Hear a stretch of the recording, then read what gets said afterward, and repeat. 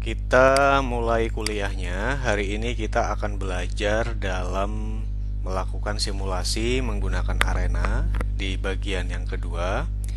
Nah, di sini kita akan mempresentasikan dua buah kasus. Keduanya adalah antrian multi-servers dan bersifat serial.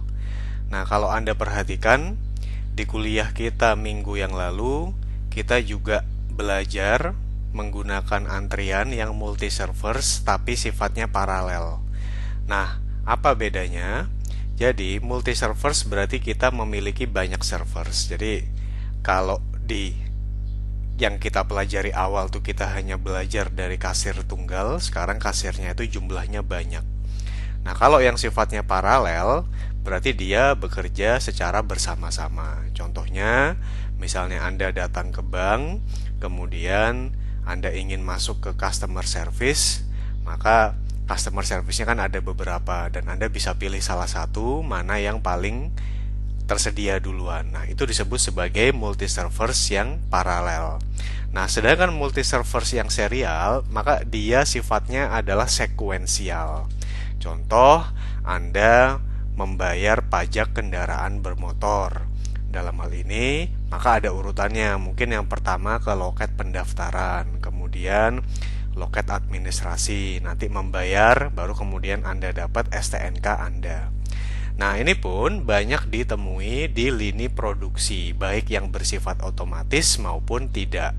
Karena contohnya, misalnya Anda ingin membuat sebuah part, mungkin dia masuk ke mesin bubut dulu, kemudian ke mesin milling, kemudian dibor, baru di finishing, dan seterusnya.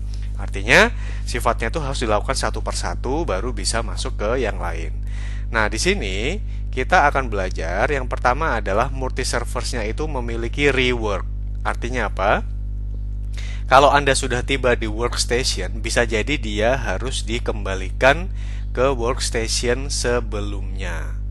Nah, kemudian yang berikutnya, ini adalah aplikasi yang sangat terkenal di dalam produksi, yaitu Anda memiliki downtime atau terdapat gangguan. Atau bisa juga misalnya Anda menganggap mesinnya tuh harus diperbaiki. Nah, yang kedua ini banyak kita temui di bidang maintenance. Baik.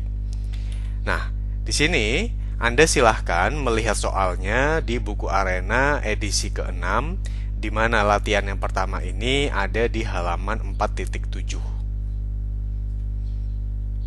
Baik, setelah Anda membaca soalnya, sekarang kita jelaskan dulu permasalahannya. Nah, permasalahannya ini ada 5 workstation yang bekerja secara serial. Artinya, workstation 2 itu setelah workstation 1, workstation 3 setelah workstation 2, dan seterusnya. Nah, kemudian ada waktu proses di setiap mesinnya itu konstan, artinya dia fix. Nah, ini merupakan sebuah asumsi yang cukup wajar. Mengapa? Misalnya katakanlah Anda menggunakan mesin otomatis dengan teknologi terbaru, ya bisa saja dia bersifat konstan. Nah, mesin 1 dia membutuhkan waktu 11 menit, mesin 2 10 menit, mesin 3 11 menit, mesin 4 11 menit, dan seterusnya sampai mesin 5 itu 12 menit. Nah, kemudian kalau waktu antar kedatangan partnya baru dia berdistribusi uniform. Nah, di sini berarti diasumsikan jenis partnya itu hanya ada satu, ya. Partnya yang datang banyak tapi hanya satu jenis, di mana waktu antar kedatangannya distribusinya seperti ini. Nah, kemudian transfernya dia bernilai 0, artinya Anda bisa mengabaikannya. Nah, ini yang menarik. Pada workstation 2 terdapat kemungkinan part dapat kembali lagi ke workstation sebelumnya dengan probabilitas 5% sampai 10%. Nah, ini kita evaluasi secara satu persatu. Artinya bagaimana kita bekerja dengan probabilitas 5% dulu. Berarti terdapat kemungkinan sebanyak 5%, misalnya kita berada di workstation 2. Nah, bisa jadi dengan probabilitas sebesar 5%, part yang sudah sampai di workstation 2 itu harus kembali lagi ke workstation 1. Begitu pula di workstation 3 ada kemungkinan 5%, part yang sudah sampai di situ harus kembali ke WS2, dan seterusnya. Nah, bagaimana kita melakukan simulasi ini dan langsung kita contohkan dengan arena. Baik. Kemudian di sini kita akan masuk ke slide setelahnya, kita lihat. Nah, bagaimana langkah pertama? Nah, di sini saya akan mencontohkan dalam dua kasus ini menggunakan cara yang berbeda. Yang pertama, saya akan mendefinisikan spreadsheet-nya dulu, baru membuat entity, kemudian proses dan lain sebagainya. Yang kedua, nanti di contoh kedua saya baru akan membuat entity dulu, baru proses dan lain sebagainya. Baik. Sekarang kita bisa masuk ke basic process. Di sini, bagaimana kita kemudian bisa mendefinisikan entitasnya? Maka Anda tinggal melakukan dua klik pada entitas. Di sini kita lihat, kalau Anda ingin menambahkan baris baru, caranya adalah Anda bisa melakukan double klik di sini, atau Anda bisa melakukan klik kanan kemudian insert row. Dua-duanya sama saja. Misalnya saya double klik di sini.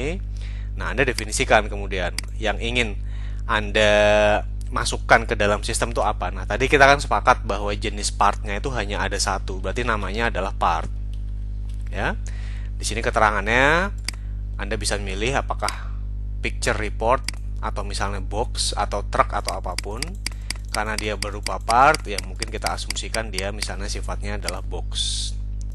Nah, apakah ada biaya penyimpanan dan lain sebagainya? Di sini kita tidak mendapatkan informasinya dari soal.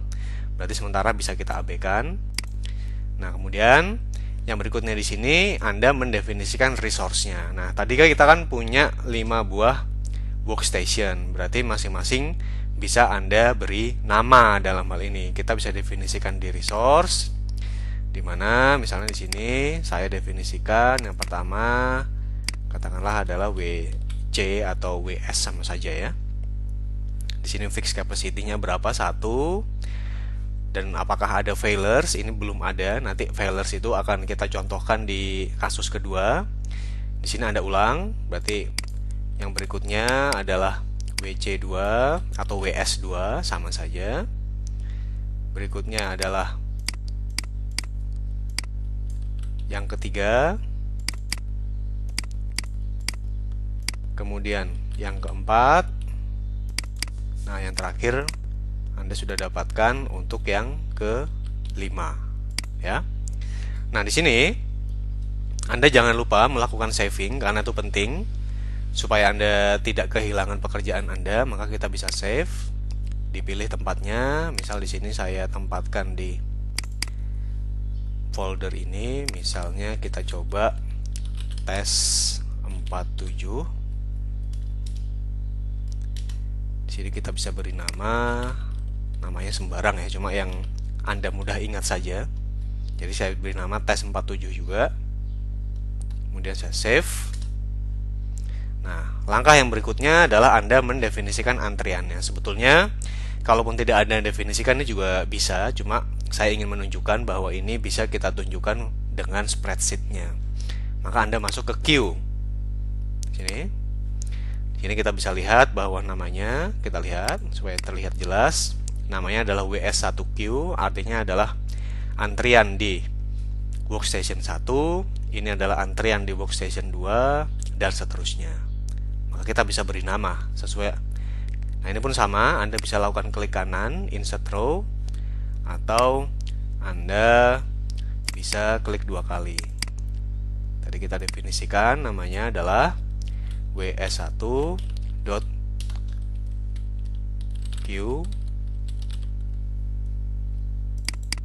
Kalau Anda ingin memperbesar, bisa kita geser ke kanan. Nah, ini definisi report statistik di sini berarti artinya ini tuh akan kita laporkan nanti pada saat kita melihat hasilnya. Nah, ini pun sama, silakan diedit. Ini adalah WS2. Kemudian ini adalah namanya bebas ya, bisa terserah Anda. WS3. Ini adalah WS4. Kita ganti sini. Dan yang terakhir adalah WS5 karena kita hanya punya 5 buah workstation. Nah, oke. Jadi kalau kita lihat lagi di entity, tadi kita sudah mendefinisikan partnya. Kemudian di resource, kita sudah mendefinisikan ada 5 buah resource. Di sini ada salah nama, lebih baik kita ganti supaya seragam ya. Semuanya tidak menggunakan spasi. Nah, kemudian di queue kita memiliki 5 buah antrian. Nah, kita sudah selesai sampai di sini. Nah, kemudian kita bisa masuk mendefinisikan beberapa bagian yang ada di sini, dari mulai create, entity, proses, dispose, dan lain sebagainya. Oke, kita masuk satu persatu. Kita perbesar dulu, ya.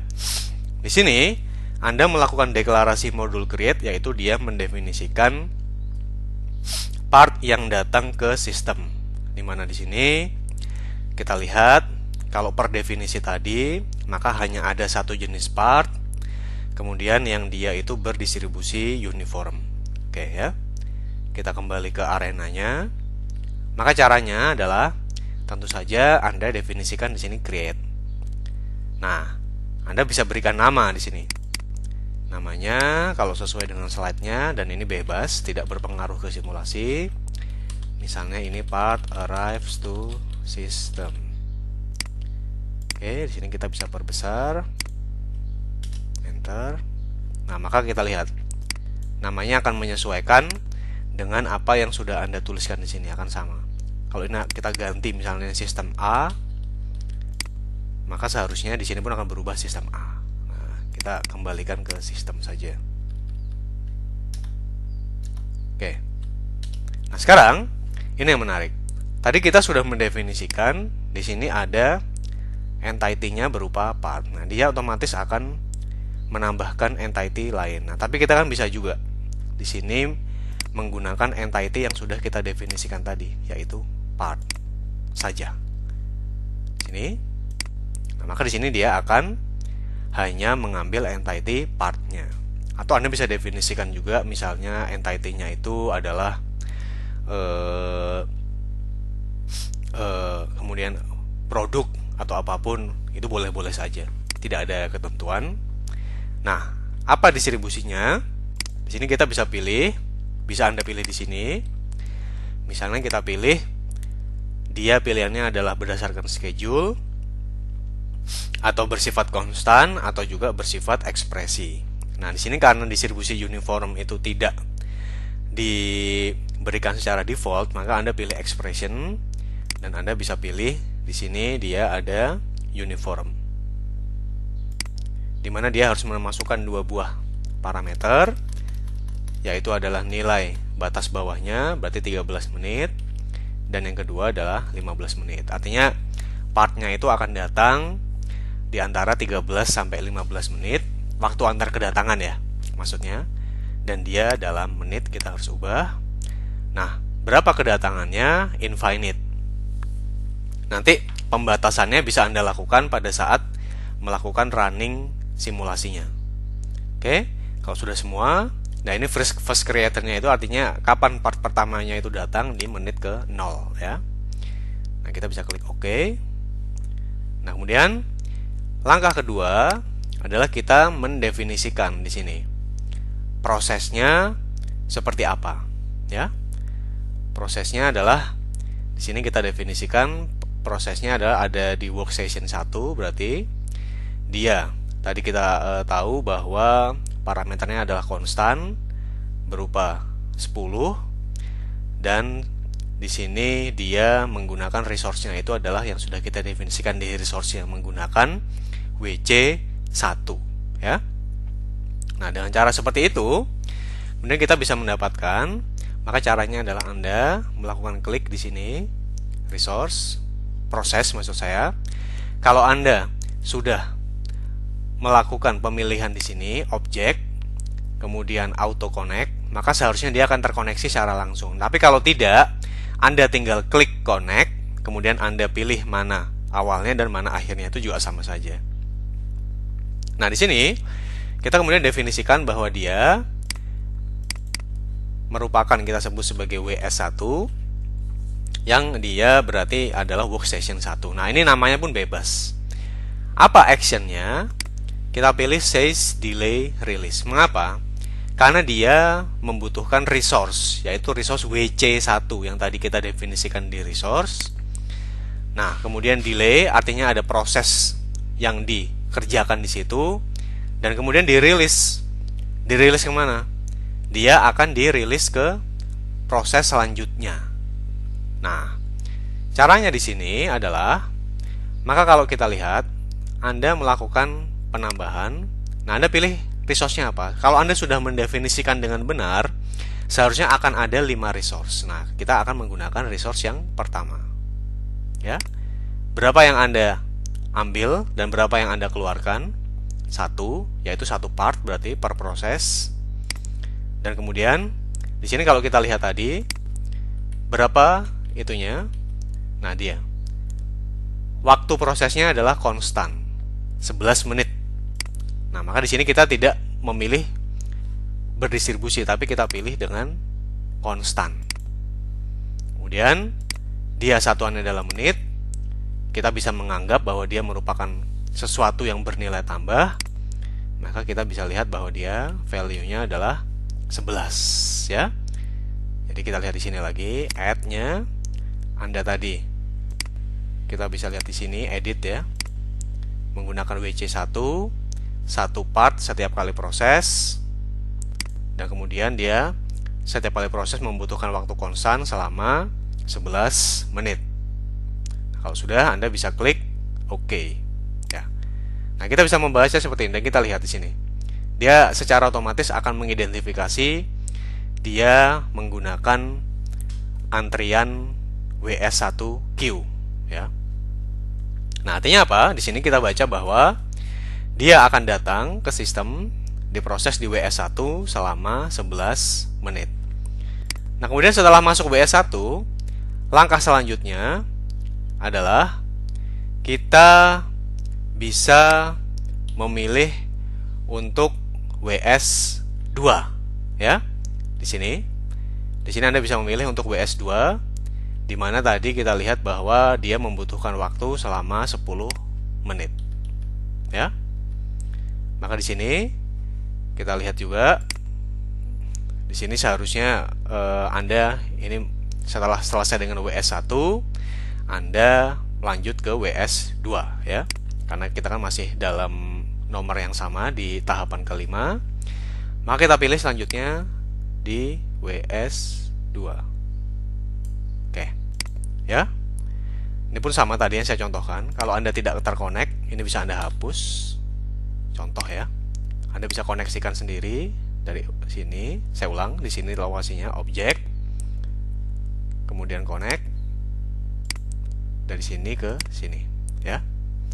Nah, kemudian di sini kita bisa definisikan lagi. Nah, di sini dia adalah WS2.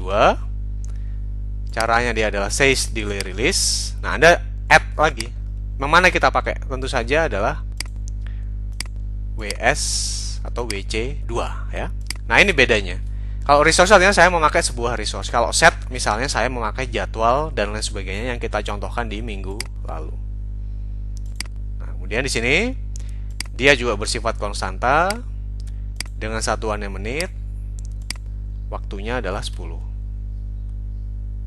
Itu adalah oke. Kemudian, nah sini kita lihat kemudian prosesnya sudah berubah. WS1 dia says delay release, resource-nya bisa kita cek. Nah, ternyata dia menggunakan resource-nya itu WC1. Kalau di WS2 resource-nya adalah WC2. Nah, itu artinya sudah betul. Nah, kemudian kita lihat sekarang kita masuk ke tahapan design. Dan sebelumnya kita lihat dia, kalau Anda sudah benar mendefinisikannya, di sini di atas WS2 dia akan mengidentifikasi bahwa dia perlu menggunakan resource-nya WS2 ya. Oke. Sekarang di sini kita sudah melihat ada 2 buah proses dan kita masuk ke tahapan yang nomor 6 ya. Di tahapan nomor 6 tadi kita kembali ke soalnya bahwa ada kemungkinan sebesar 5% di workstation 2 partnya itu akan di rework. Artinya dia dikembalikan ke ke workstation sebelumnya. Berarti kalau kita sekarang ada di WS2, ada kemungkinan sebesar 5% dia akan kembali ke WS1 untuk dikerjakan ulang. Nah, caranya bagaimana? Kita bisa lihat contohnya di langkah ke-6. Di sini Anda bisa menggunakan deklarasinya dengan modul decide. Artinya apa? Kalau dia merupakan good part, saya akan lanjut ke WS selanjutnya, yaitu WS3. Tapi kalau dia merupakan part yang akan di rework dengan chance sebesar 5%, jadi 95% tuh dia itu yang setuju, yang true, ya. Kalau dia itu true, maka dia akan sebesar 95%. Tapi kalau dia yang false, dia akan sebesar 5% dalam hal ini. Secara default, yang Anda pilih yang pertama itulah yang true, ya. Dan yang salah itu yang berikutnya. Nah, itu kita bisa definisikan dengan cara seperti itu, kita contohkan di arena, ya. Sebelumnya mungkin ada baiknya Anda membuat WS3-nya dulu. Nah, di sini kita definisikan WS3. Kemudian ini bisa says delay release. Dia konstan. Kita lihat WS3 berapa. WS3 dia membutuhkan waktu 11 menit juga, ya. Berarti di sini dia minutes, dia 11. Nah, ini says delay release-nya. Kita pakai resource-nya apa? WC3. Oke. Nah, kita lihat di sini. Sudah, kita plug oke. Kemudian Anda kalau sudah selesai dengan ini, kita bisa mendefinisikan dengan decide, ya. Kita hapus dulu karena ini belum. Nah, kita bisa lihat di sini, ya. Kita bisa besarkan. Nah, ini dia sudah memilih mana yang true, mana yang false. Nah, kalau Anda geser ke sini, oke, kita harus koneksikan dengan objek. Ini adalah objek connect, berarti dari true ke WS3. Kemudian yang false di sini kembali ke WS2, ya. Nah, kita bisa lihat lagi sekarang, ya.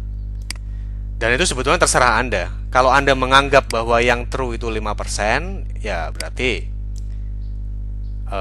Anda menggunakan pendeskripsian yang lain. Tapi karena dia kan definisinya sekarang menuju ke WS3, berarti di WS3 kan dia punya chance sebesar 5%. Nah, ini pun jangan lupa Anda koneksikan di sini. Kalau tidak, dia tidak bisa berjalan, ya. Oke. Nah, sekarang kita lihat di sini bagaimana cara saya mendefinisikan. Sekarang kita beri nama sesuai contoh di slide, misalnya good part from WS2. Tadi dia 95% dengan chance seperti itu, ya. Nah, sekarang kita sudah memiliki model yang cukup komplit. Kita kecilkan lagi di sini. Yang pertama, kita lihat bahwa dia tiba di sistem, kemudian masuk ke WS1, kemudian masuk ke WS2. Nah, di WS2 ini ada keputusan. 95% dia akan ke WS3, 5% akan ke WS2. Sorry, ini salah ya. Ini bukan ke WS2 tentu saja, tapi kembali ke di sini kita kembali ke WS1, ya. Kita kembali ke WS1. Nah, saya ulang. Jadi di sini ada part masuk ke WS1, WS2. Dalam jangka panjang 5% akan ke WS3, dan dalam jangka panjang pula 5% akan kembali di rework ke WS1, ya.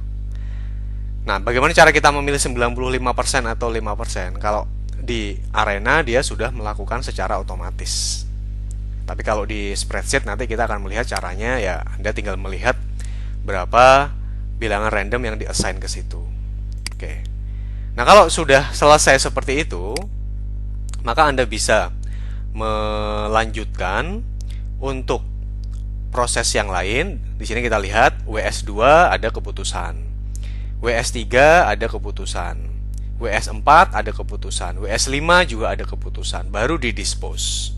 Dan dia kembali tepat ke workstation sebelumnya. Artinya dia kembali, kalau WS5 kembali ke WS4 sini, kalau WS4 di sini kembali ke WS3, WS3 kembali ke WS2, WS2 kembali ke WS1.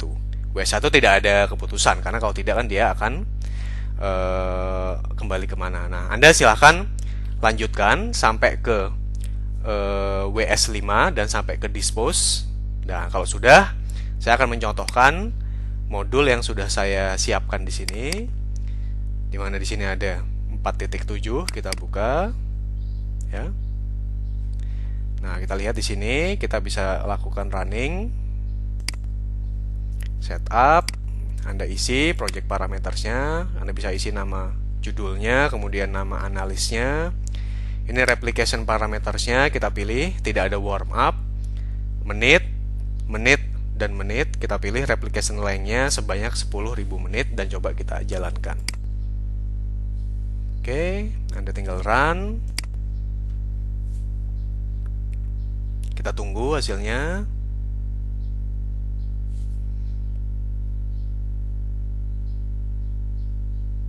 Oke, sebentar.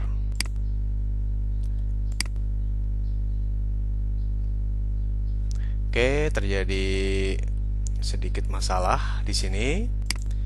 Coba kita buka lagi. Kalau tidak, saya sudah ada file yang lain. Oke. Kita lihat ya, ini part arrive, WS1, WS2, good part, WS3, WS4, dan seterusnya. Nah, ini kita sudah bisa berjalan selama 10.000 menit.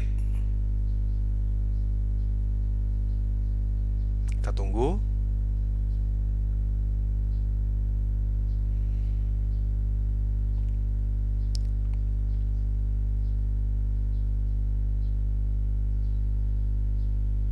Kita lihat, ini baru masuk ke menit 5.000, 6.000, dan seterusnya ya.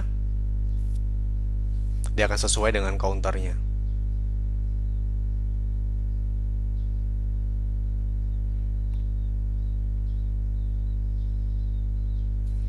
Nah, ini sudah hampir selesai.